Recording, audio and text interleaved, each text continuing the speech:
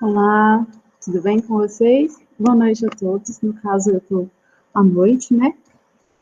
Espero que vocês estejam todos bem. Eu, graças a Deus, estou bem, eu e minha família estamos bem, passamos esse tempo de mais crítico, né, de pandemia, todos muito bem, não tivemos nenhum caso na família, apenas com muita saudade, né? Hoje eu estava refletindo, né, sobre as aulas e tudo, e aí me peguei pensando, né, que eu demorei o ano passado inteiro para aprender os nomes, para começar a não trocar mais os nomes, para conhecer vocês, e esse ano que seria um ano mais intenso, onde a gente teria mais aulas, né, principalmente aulas de laboratório, foi uma coisa que a gente esperava tanto.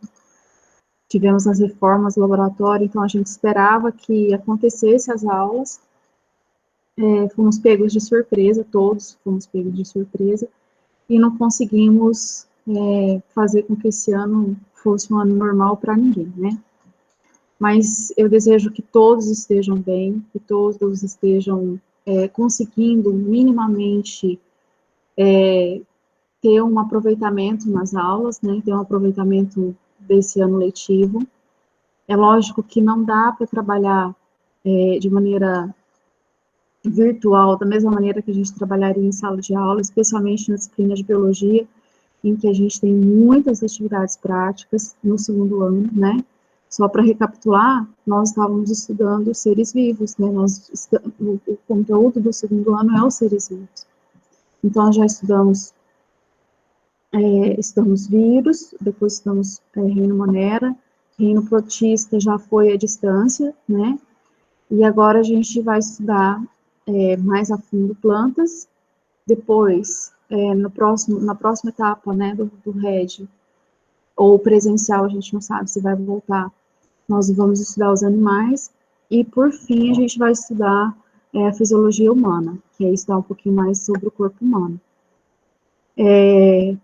Então, a gente, principalmente plantas, né, a gente vai muito para laboratório, para identificação dos grupos, então eu consigo fazer com que vocês façam coletas, né, mas infelizmente a gente vai ter que adaptar o jeito de estudar para essa nova maneira agora de pandemia, né. É difícil para todo mundo.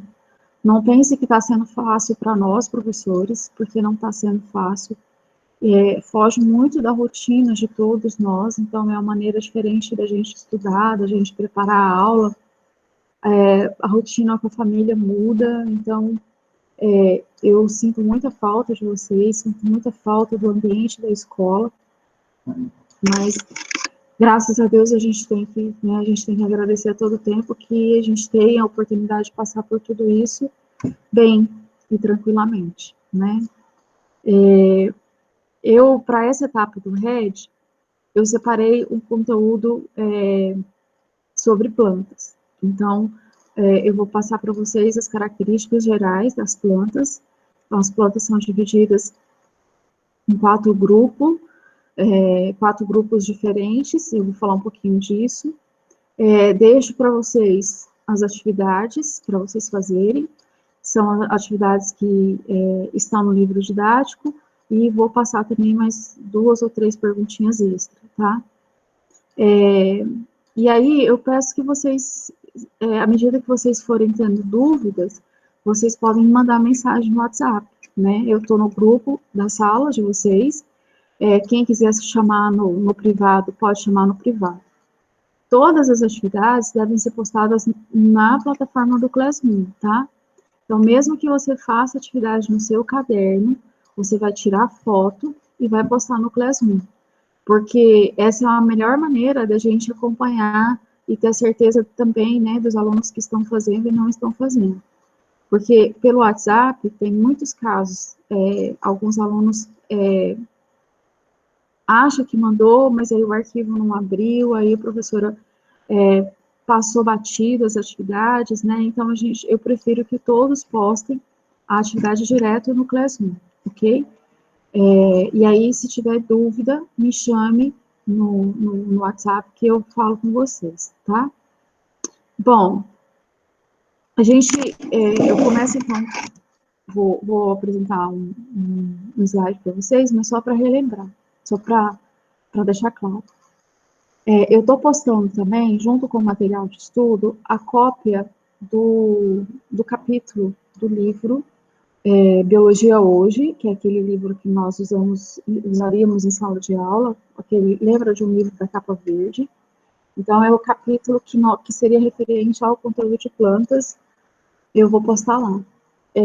Lógico que não é todo o material, não tem como postar todo o material. Eu optei em fazer um recorte, tá, com vocês, porque eu sempre gosto de pensar nas dificuldades. Eu tive muitas dificuldades quando eu estudava, sabe? Morava numa fazenda, então não tinha muitas condições de estudo. E eu sei que era muito difícil para mim. Então, eu sempre fico pensando que pode ter alguém que tenha a mesma dificuldade que eu tive para estudar.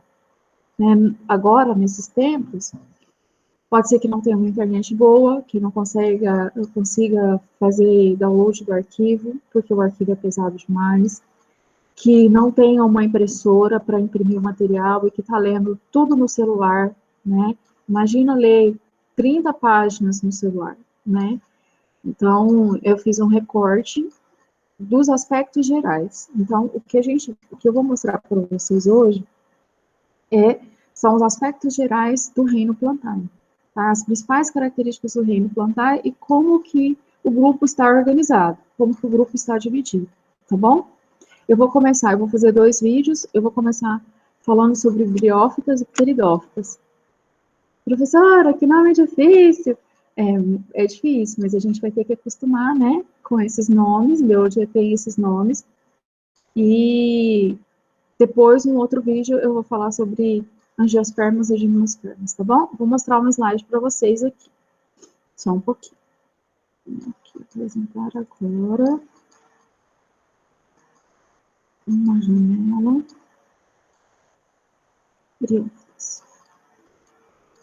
Compartilhar. Bom, então, o reino plantae, né? As plantas, então, é um organismo, só para a gente lembrar, nós temos 5 reinos diferentes, né? Nós temos o reino Monera, que foi o primeiro grupo de organismos vivos a surgir logo após a formação do planeta Terra, né? Então, lá nos lagos, né? Que tinha lá aquela água efervescente, que era tudo uma bola de fogo, então foi esfriando, foram tendo condições de surgimento de seres vivos. E os primeiros seres vivos a surgirem foram as bactérias, né? Foram os organismos procariontes. Lá, quando surgiram esses organismos procariontes, só para a gente entender, quando surgiram esses organismos procariontes, nós tínhamos organismos que eram capazes de fazer fotossíntese lá. Tinham os heterótrofos, mas também tínhamos os autótrofos. Então, a produção de oxigênio se dá desde aquela época, desde os organismos do reino Monera. Então, a fotossíntese não é uma característica própria e típica ou única e exclusiva do reino plantar. Muita gente classifica as plantas como sendo os organismos que fazem fotossíntese. São os organismos... Defina a planta. São os únicos que fazem fotossíntese, mas não são, tá? Isso é um equívoco. No reino Monera, nós já tínhamos organismos que faziam fotossíntese, que eram as cianobactérias. Depois do reino Monera, surge o reino protista. No reino protista, nós também temos os organismos que são capazes de fazer fotossíntese, que são as algas. Olha que interessante, ó. Algas. Há muito tempo atrás, as algas elas eram consideradas como planta, principalmente por ter alguns aspectos que as plantas também tinham, que era a presença da celulose na parede celular, então tem parede celular, tem os cloroplastos e fazem fotossíntese. Então, isso fazia com que as algas fossem considerados organismos vegetais. Depois de muitos estudos, principalmente com relação ao desenvolvimento embrionário, conseguiram observar uma diferença entre o desenvolvimento embrionário de plantas e de algas. As algas, quando elas se reproduzem, elas não formam embrião, elas são chamadas, elas não possuem embrião. Então, e as plantas já possuem embrião, então as plantas são chamadas de embriófitas. Uma coisa interessante para a gente observar, para a gente entender do que eu estou falando, pensa assim, ó. No nosso caso, nós temos, no nosso caso, humanos, né? Animais. Todos os animais são assim. Tem o óvulo, espermatozoide, vai fecundar, vai formar uma célula. Essa célula se chama ovo ou zigoto, e dessa célula vai sofrer várias mitoses, até desenvolver um embrião, né? Isso nos animais. Nas plantas também acontece isso. Olha que coisa interessante. Sabia que toda semente é um embrião? Eu acho isso fantástico. Toda semente é um embrião. Por isso que quando a gente planta a semente, nasce um bebezinho planta. Outra coisa, planta tem organismos masculino e feminino. Planta também se reproduz sexuadamente.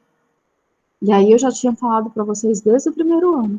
Reprodução sexuada envolve a formação de células reprodutivas, gametas masculino e gametas femininos. Então, as plantas também se desenvolvem assim. E no caso das algas, não ocorria esse desenvolvimento embrionário.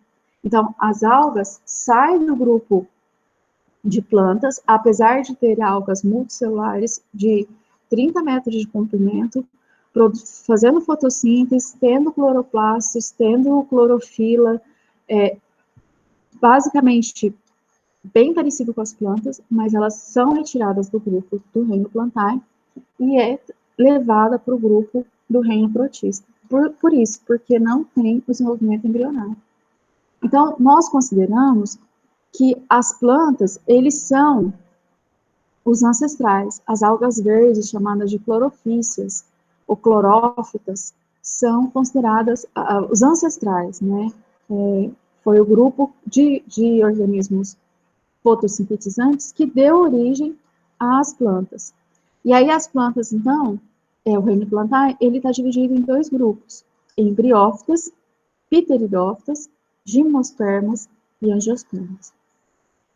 Briófitas são todas as plantas que não possuem sementes, todas as plantas que não possuem flores, que nós conhecemos como musgo. Sabe aquilo que muitas vezes a gente acha que nasce assim, na época da chuva?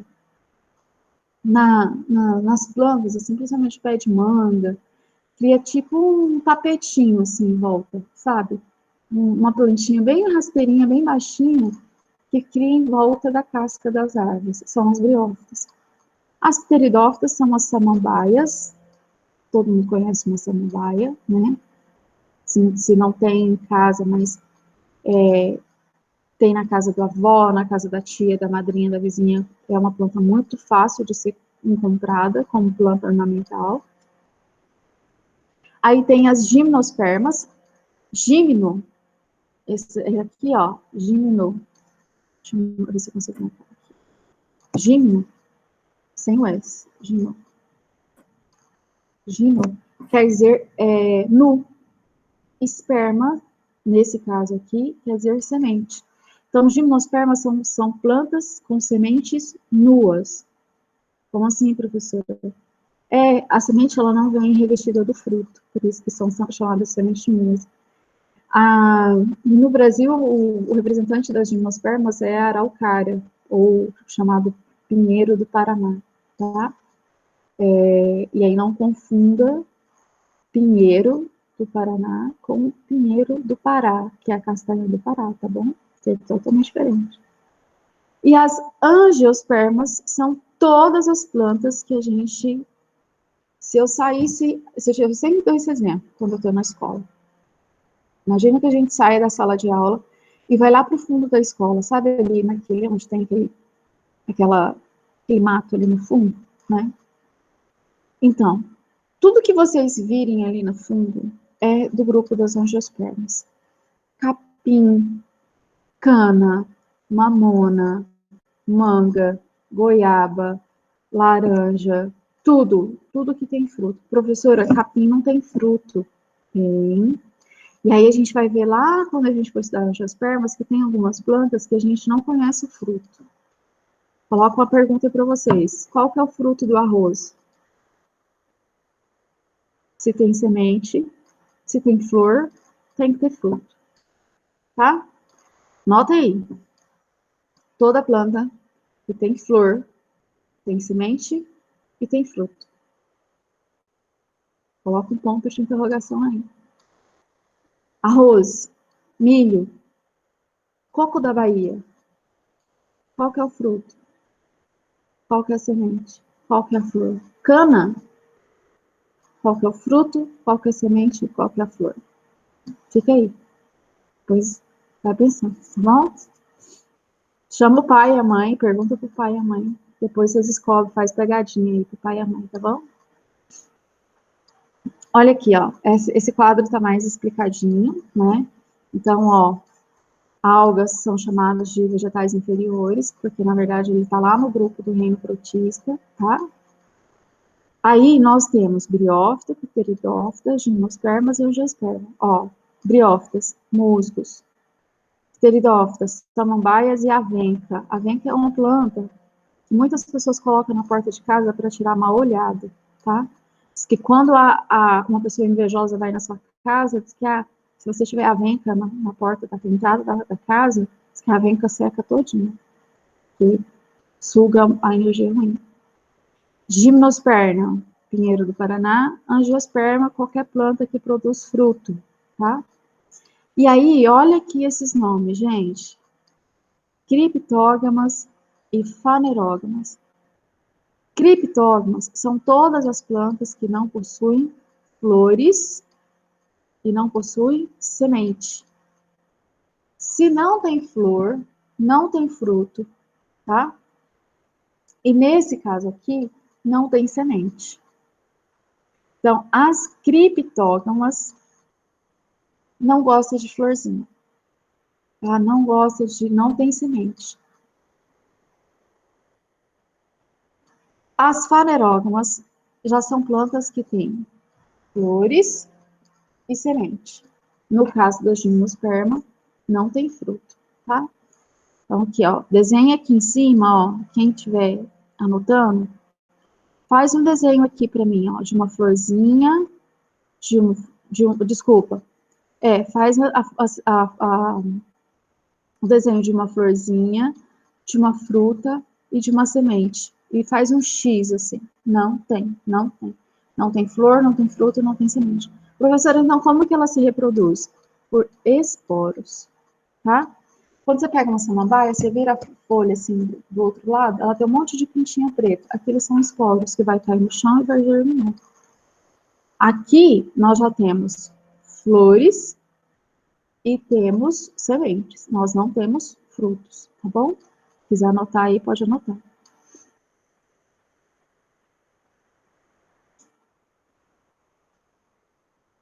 Bom, algumas coisas que a gente precisa entender. Deixa eu só falar outra coisa aqui. Eu vou falar aqui, é mais fácil. Alguns aspectos para a gente entender como as plantas evoluíram. Então, as plantas saem do grupo das algas e se tornam plantas, né? Então, isso só foi possível. Então, as plantas, elas começaram em um ambiente muito úmido, em ambiente aquático. Lembra que os protistas, as algas, eles são organismos aquáticos. Então, só foi possível sair do ambiente aquático e ocupar o ambiente terrestre a partir do momento que houve uma adequação, uma adaptação evolutiva com relação à reprodução. As algas, como elas estão submersas, elas estão dentro d'água, então os seus esporos, eles não estão revestidos por uma cápsula, eles não estão protegidos contra desidratação. Então, não havia necessidade de proteção desses organismos, porque eles poderiam sair, eles já podem sair do ambiente, eles não vão sair do ambiente aquático e ocupar o ambiente terrestre. Para a ocupação do ambiente terrestre, então, como que as plantas saem do ambiente aquático e vêm para a terra? Para isso, houve uma adaptação no processo reprodutivo. Por isso, a formação do embrião e a formação de células reprodutivas guardadas dentro de estruturas, chamadas de gametângio. Então, o gameta feminino, ele fica guardado dentro de uma estrutura, no caso das angiospermas, dentro das flores.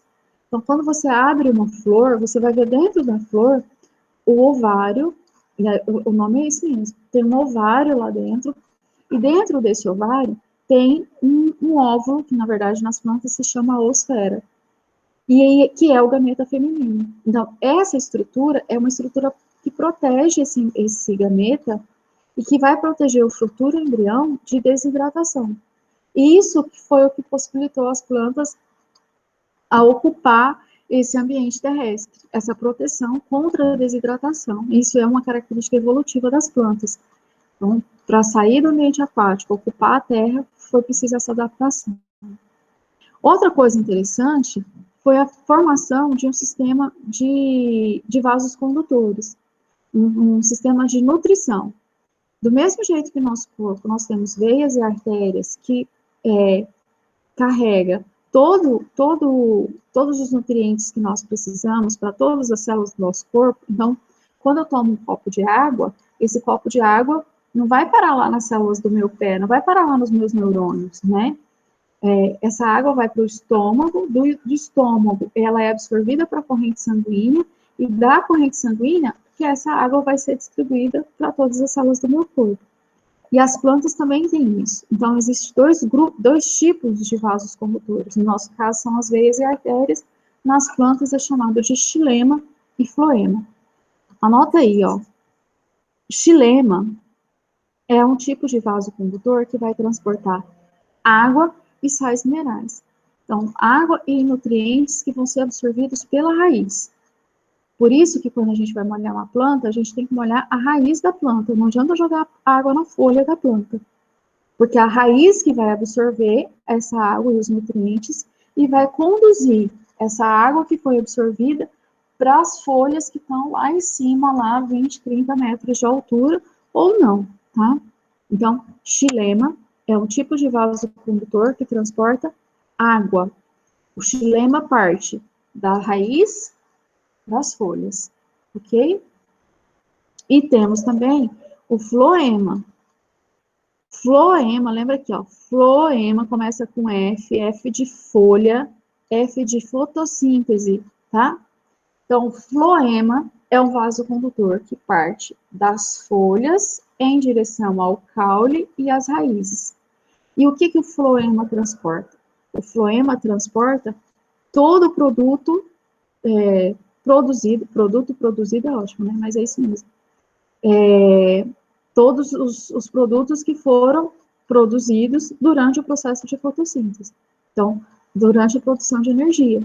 Então, o floema, ele transporta, já que nós chamamos de compostos orgânicos, vai transportar hormônios, vai transportar açúcares, vai transportar proteínas. Então, tudo que foi produzido, os produtos orgânicos vão ser produzidos pelo floema, tá bom? O xilema não. O xilema transporta produtos inorgânicos, que é a água e sais minerais. Então, floema transporta da folha para a raiz e o caule todos os nutrientes que ela vai precisar, todas as substâncias que ela vai precisar. O xilema transporta das raízes para cima, para o caule e para as folhas, água e sais minerais que foram retiradas do solo, tá bom?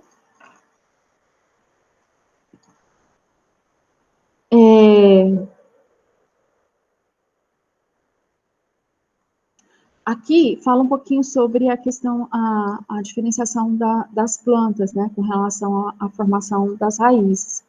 Isso é interessante. As plantas, existem dois grupos de plantas. Existe o grupo de plantas, como as briófitas, que elas não possuem esses vasos condutores. Então, briófitas, deixa eu só mostrar a fotinha da briófita aqui para vocês. Para vocês verem o que eu estou falando. Aqui, ó. Isso é uma briófita. Isso é um musgo, tá? Olha aqui, ó, outras fotos. Ele é bem pequenininho, ó. Aqui tá marcando 2 centímetros, tá vendo? Então, é esse aqui que eu tô falando. Essas plantas aqui são as primeiras a surgirem. Elas não possuem vasos condutores. Elas não possuem xilema e floema. Por isso que elas são chamadas de plantas avasculares.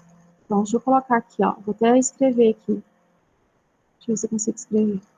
Briófitas são plantas avasculares. Isso quer dizer que elas não têm xilema e floema, que são vasos condutores. Ó, vasos condutores. Então, as briófitas, elas não têm xilema e floema. Então, professoras, como que elas se desenvolvem? Como que elas transportam os nutrientes dentro dela? Primeiro, elas são plantas bem pequenininhas. Essa é a primeira característica. Elas não passam de 2, 3 centímetros de altura, tá? Então, isso faz com que elas não exijam grande quantidade de água e nutrientes, porque elas não conseguiriam, né, ter grande porte, porque a água não vai subir por osmose com tanta facilidade. Então, como que ocorre o processo de nutrição? Através da osmose. Osmose é a mesma coisa de você jogar água. Então, eu jogo água aqui na palma da minha mão e coloco uma folha de papel. A água que estava na palma da minha mão passa para o papel. Se eu colocar outra folha, vai passar para outra folha, assim, até a água ser suficiente para umedecer todo o papel que estava ali na minha mão. Então, isso é osmose. A água vai do meio mais concentrado para o meio menos concentrado. Isso é a forma de nutrição que acontece com as briófitas. No caso, os musgos é um dos principais representantes, tá? Desse grupo. Já as samambaias, que é o grupo das pteridófitas, deixa eu mostrar aqui. Ó, samambaia é isso aqui. As pteridófitas já têm vasos condutores, tá? Então, as únicas plantas que não têm vasos condutores, aqui outras pteridófitas, ó. Essa aqui é chamada de samambaia sul, é uma espécie que é considerada em extinção. Era muito utilizado para a produção de xaxim. Xaxim é aquele vaso que é utilizado para plantar orquídea, né?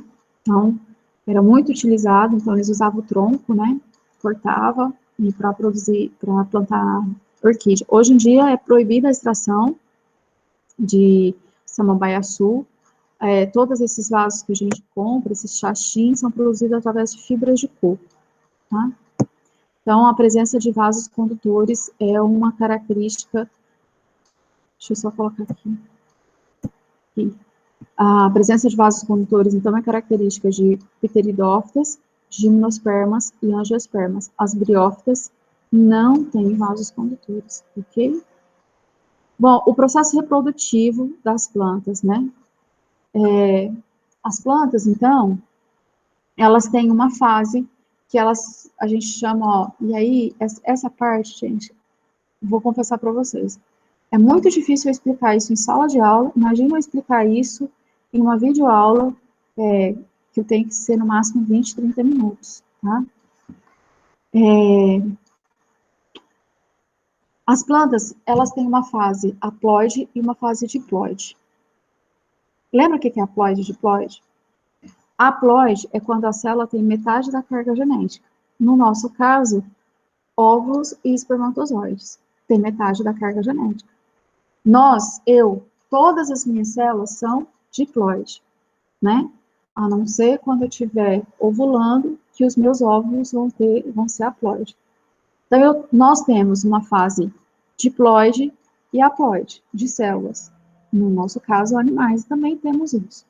Então, eu toda sou diploide. Sou a fase duradoura, digamos assim, né? A fase real.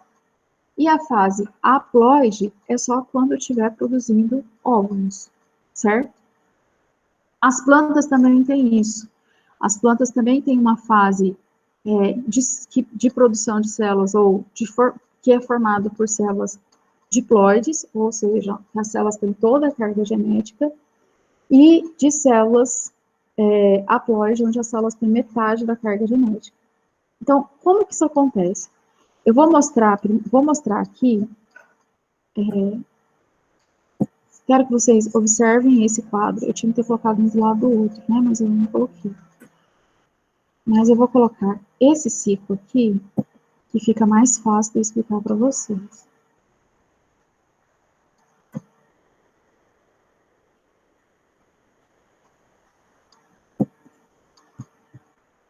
Tá vendo isso aqui, ó? No verso da folha? Isso é esporo, tá? Esses esporos, eles são haploides, ou seja, são células que têm metade da carga genética da planta como um todo. Se essa folha está produzindo esporos, então essa folha é chamada de esporófito. Esporófito produz esporos, certo? Concorda comigo? Muito bem. Quando esses esporos caem no chão, então aqui eu tenho a reprodução, ó. A folha, tá vendo? Que é um esporófito. O esporófito é diploide, no caso da samambaia. Ou seja, essa folha, a fase que a gente está vendo aqui, é a fase em que todas as células carregam a carga genética total. Antes dela produzir, desse esporófito produzir os esporos, vai acontecer uma meiose. Olha aqui, a meiose. Tá vendo esse R aqui? Esse R. Opa, eu não vou conseguir. Esse R é de redução. Então, a meiose vai reduzir a carga genética pela metade. Então, se aqui era 2N, se no esporófito era 2N, agora os esporos vai ser N. Então, esporófito vai sofrer meiose, vai produzir esporos. Esses esporos têm metade da carga genética. Esse esporo vai cair no chão, vai germinar e vai dar origem a essa estrutura aqui, chamada de gametófito. Olha a imagem real aqui, ó, no vasinho de planta, como que ele é.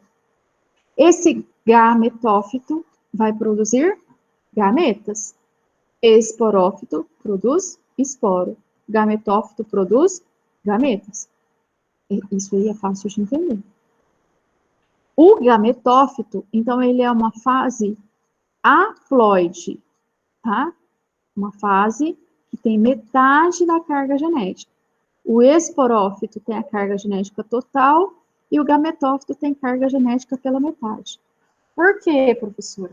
Olha, por quê? Porque gametófito vai produzir gameta. Se vai produzir gameta, vai ter metade da carga genética. Olha aqui que interessante. Tá vendo essa região aqui, ó? Essa estrutura é chamada coração de bigode, porque tem esses pelinhos aqui. Não é exatamente assim, mas é bem parecido. Nessa região aqui, vai ser produzido os gametas masculinos. Nessa região aqui, vai ser produzido o gameta feminino. Os gametas masculinos carregam metade da carga genética, vai vir aqui nessa região e vai fecundar o gameta feminino. Quando ocorre a fecundação, então eu tinha gameta masculino com metade, 50%, gameta feminino com 50%. Juntou os dois era haploide. N, haploide, haploide. 50%, 50%, fecundou. Quando fecunda, dá origem a um esporófito. Então, esse é um exemplo do ciclo reprodutivo das plantas. Então, as plantas, ela tem um ciclo reprodutivo, por isso que é chamado de haploide e diploide, porque ela tem uma fase que produz esporos e tem uma fase que produz gametas. Quando é a fase produtora de esporo, ela é chamada de esporófito e ela é 2N, ela é diploide. Quando é a fase produtora de gametas, ela é haploide e ela é chamada, então, ela é só representada, chamada de gametófito, tá? Então, isso é um dos exemplos do ciclo reprodutivo das plantas demonstrado nesse esquema aqui, ó. Então, olha aqui, ó, a fase produtora de esporos, chamada de esporófito, vai sofrer uma redução, vai sofrer uma meiose, vai reduzir a carga genética, vai produzir um esporo. Esse esporo cresce, forma a mitose, que vai produzir um gametófito. Gametófito produz gametas, ocorre fecundação, forma zigoto, forma esporófito e a fase continua. Quando eu falo que é uma fase haplodiplobionte, é porque é uma fase, ó. Isso aqui quer dizer haploide, haplodiplobionte, haploide e diploide. Ou alternância de geração, tá? Que é um termo muito utilizado e quem estiver estudando para vestibular vai ver isso. As plantas se reproduzem por metagênese ou alternância de geração. Essa alternância de geração está relacionada com as fases do ciclo. Uma fase sexuada do ciclo reprodutivo, que é a fase onde vai acontecer a produção de gametas masculino e feminino, e a fase assexuada, que ocorre apenas a meiose para a produção dos esporos, ok? Então, essa é uma das características do reino plantar. Nós vamos entrar agora no grupo das briófitas, tá? Eu vou encerrar o vídeo, vou fazer outro, porque senão vai ficar muito pesado esse vídeo aqui, tá bom? Já volto em outro vídeo. Espero que vocês tenham entendido. O que eu quero que vocês entendam é o que eu preciso entender dessa primeira parte da aula, né? Como se deu o processo de classificação. Então, plantas vasculares têm vasos condutores, avasculares não têm vasos condutores, criptógamas não têm sementes, fanerógamas têm sementes, e reprodução por alternância de geração, quer dizer que tem uma fase sexuada, que é quando produz gametas, e uma fase assexuada, que é quando produz esporos. E aí, haplodiplobionte está relacionado com o esporófito, que está produzindo esporos, que é diploide, e gametófito, que está produzindo gametas, que é haploide, certo? Então, esse é o ponto que vocês têm que anotar aí no caderno e fixar com relação ao reino plantar, tá? São essas características, ok? Agora, briófitas, pteridófitas, angiosperma e gimnosperma estão organizadas com pequenas diferenças entre eles. Diferenças com relação à estrutura reprodutiva, a forma de nutrição, que vai diferenciar os 4 grupos. Mas o geral, o contexto geral das plantas é isso aqui, tá? Eu vou falar separadamente de as principais características de cada grupo em outros vídeos para ficar mais tranquilo, tá bom? Já volto.